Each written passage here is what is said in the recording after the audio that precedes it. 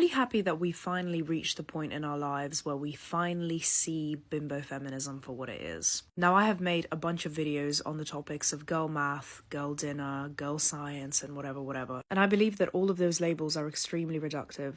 It's one thing making fun of yourself for being bad at math or science. I myself do it all the time. I've never been a fan of maths. I have always been bad at it. But making an entire sub-ideology out of it and claiming that it's female empowerment is extremely disingenuous. Also, attributing the qualities such as being bad at maths or being bad at science or being a bad driver to only women, and then in the same breath saying that it's not misogynistic because it is female empowerment is so dishonest. But I digress. I'm pretty sure the people that are familiar with the bimbo feminist movement have probably seen the What is a Bimbo video by Chrissy Chilipeka. But assuming some of you haven't seen it, in that video, Chrissy explains what a Gen Z bimbo is. And in that video, she mentions that a Gen Z bimbo is a radical leftist, which is very interesting, because it would be quite logical to assume that a radical leftist is a socialist/communist. But as we can see from Chrissy's content, she doesn't really fit into the standard of a radical leftist that she claims to be. Because unlike a radical leftist, Chrissy Chilipeka actively participates in consumerist culture.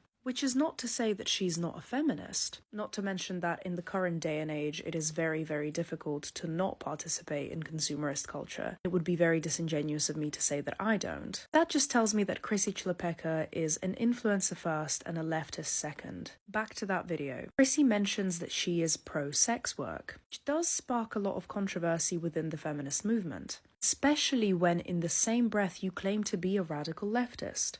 A radical leftist recognizes that sex work and the pornography industry are built on exploiting women's bodies, and the whole pro-sex work stance, and saying how sex work on the whole is female empowerment, is not a radical feminist standpoint. As feminists in this day and age, we always try to bring sex work into the equation and normalize it as if it directly benefits women. But in reality, it's not something that women benefit from. Quite often, people that go into sex work voluntarily, by choice, often come out and say that they felt victimized by it. The idea of feminism, at least to me, is that a body of a human being is not something that can be bought and sold. Now, I understand that this argument will spark so much controversy, because the same can be said about all forms of entertainment.